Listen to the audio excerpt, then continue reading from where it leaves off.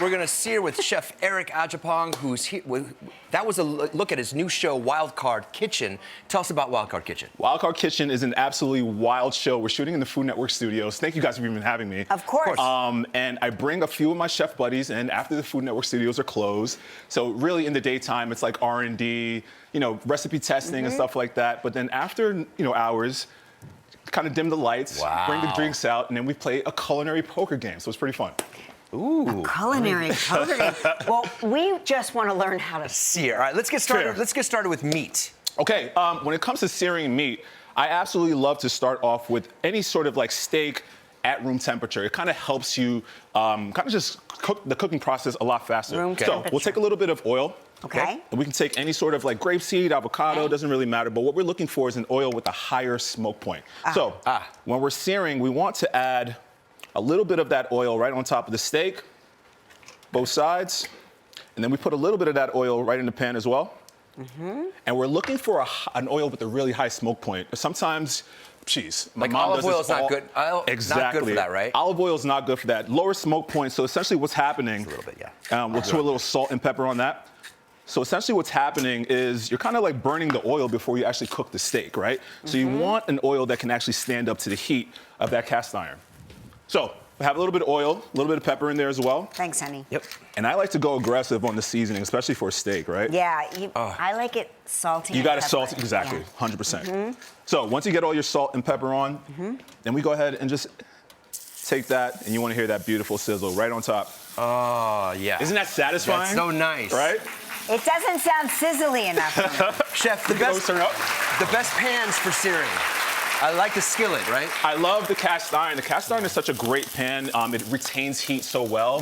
You don't have to like play and fidget with the knob so much, and you're just getting direct heat immediately, and that's exactly what you want. So we add a little pressure right there, and essentially just kind of leave it to do its thing. I've seen those weights you can put on it too. Exactly, yeah. So you want to kind of create a very like flat surface, flush area with the steak and the cast iron, and that right there creates this beautiful kind of just like even crust. What about the non-stick pans? Non-stick pans, not necessarily for this. I mean, I want something that's gonna come up and really like take the beating of the heat, right? Right. Non-stick pans, usually a little bit more flimsy, so I tend to go with like eggs, something more delicate in a non-stick. But when it comes to the, steak, some bad boy, you really need a cast iron. I can tell you're a chef because you just put your finger right there on the side. At this point, they're so numb, right? Teflon fingers. Exactly. All right, but now that we're going into some salmon. So same rules apply. We'll add a little bit of oil right there on top of the salmon. Same like grapeseed or avocado oil? Grapeseed, avocado, canola, vegetable, those really high smoking fats are perfect for searing. And then when we're searing, all we're looking for is just creating texture, right? We're creating that umami-ness, that kind of like, I don't know, whenever I go to a grill or whenever I have like a really nice steak at a steakhouse, the first thing I'm looking for is that perfect sear, right, on that steak. You want it because it adds a little bit of unctuousness to your steak. Yes. But fish is different. You know, different sear on a fish, yes? Different sear on a fish. You're not going to go as aggressive, and that's why we're going to go, again, a little bit of that really high smoke oil. Do you season the fish? Yes, absolutely. So take a little bit of salt, a little bit of pepper as well. Wait, I didn't season it yet. There you go.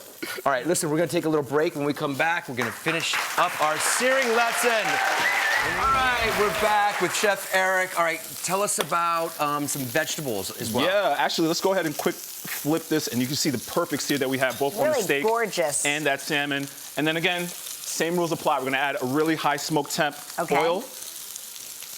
And searing vegetables is something that you can absolutely do as well. I think a lot of people think about veggies and don't think about that beautiful kind of crust and flavor profile you can get. We're gonna do exactly that. So I take these cut Brussels sprouts, and what we're gonna do is just land them right on that little bit of that fat that we drew, right there. Oh, it's great. And you want them skin side down just to get, again, that full contact, right? Yep. Ooh, they're popping like popcorn. And they do pop like popcorn. Hey, Chef, tell us about your work with Save the Children. I hear there's some exciting news. Very exciting news to announce. I am officially an ambassador for Save the Children. All right, what's the reverse searing? Reverse searing is really kind of doing everything that we're doing right here, but in reverse. So this is a pretty thick steak. So with the reverse sear, what you would do is actually start it off in the oven first, right? Okay. Get it to almost like that perfect temperature that you want it at. And then once it's there, we can remove this guy. And this essentially is a steak that's been kind of cooked in the oven. And then we just kind of land it right there. And the reverse here is a lot faster. We don't really need so much of that time to develop all that beautiful crust because a lot of that work was done in the oven. In the oven. Right. So you're just finishing it off. You're just finishing it right off, exactly. Well, thank you for all the work you're Yeah, that doing was for fast. Save the Thank you so much. Children. I And appreciate it. congratulations. Thank you, thank you, thank you.